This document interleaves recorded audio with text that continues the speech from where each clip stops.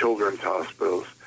I lost my sister Beth in 1998 to lung cancer, and as a tribute to her, I'll go to children's hospitals, to the oncology unit, which is the cancer unit, child life unit, and visit the kids with cancer. And it's a hard task. It's not easy.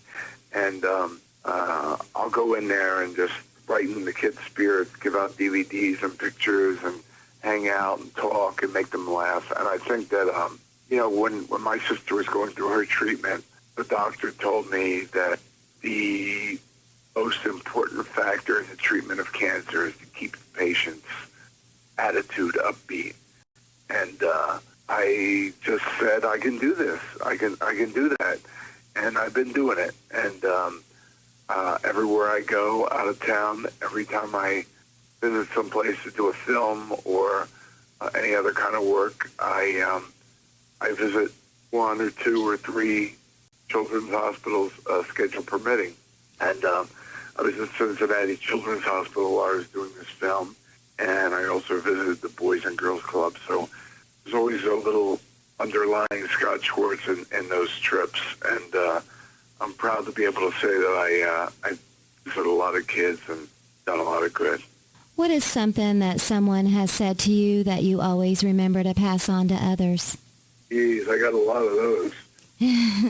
I think probably the one phrase that sticks out in my mind, and I've said it for years, and especially always say it to people who just want to throw in the towel and quit, and that is persistence overcomes resistance. And I think you have to be persistent in life. And years ago, somebody asked me for a quote about the acting business, and I said, making it in the acting business is like when you're a kid and your parents give you those blocks, and they tell you the square peg has to go in the square hole and the round peg has to go. Sit there and you drop them in, they go in really nice. Making it in the film business is you having to get the square peg into the round hole, and it won't go in right away, and it won't go in easily, but if you grind it and push it hard, it will eventually go in. The edges are going to wear down, and it will go into that hole, but you really have to work hard to get it in there. And I think that's what I'd say overall is the most important factor. The most important lesson I've learned in every facet of my life. People should remember that. When you hear stories about tragedies, 18 and 19-year-old kids killing themselves because they broke up with their girlfriend, they need to remember you have a lot of life ahead of you, and you don't have to end it at this point. What is the most amazing thing that's ever happened to you?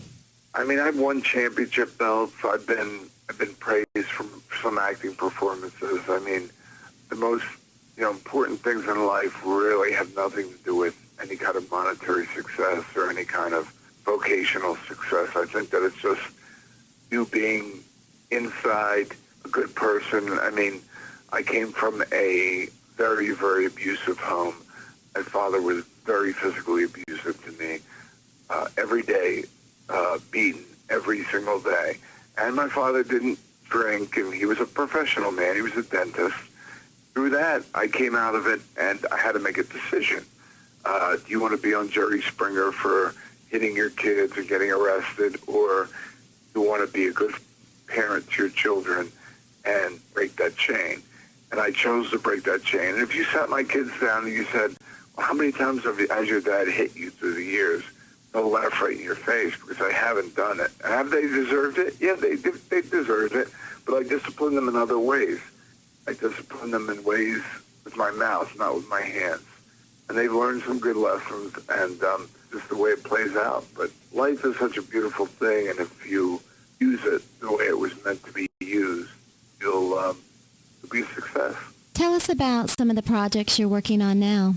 Right now, I just finished work on a project last night called Dick and Bob, and I play the role of Dick, and two guys who have these aspirations to rob someplace, and we end up getting up the Moxie and making this plan, and we robbed the place. And I'm not going to tell you the whole story because I don't want to ruin it for you, but it's pretty funny and pretty cool.